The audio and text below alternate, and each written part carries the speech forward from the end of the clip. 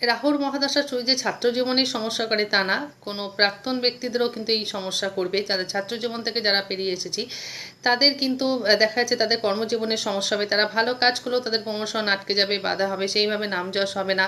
তারা অসৎ বন্ধু বান্ধবের সঙ্গে জড়িত হয়ে যেতে পারে, ড্রিঙ্কসের প্রতি আসক্ত হতে পারে, অসৎ সঙ্গে কিন্তু আসক্ত হতে পারে।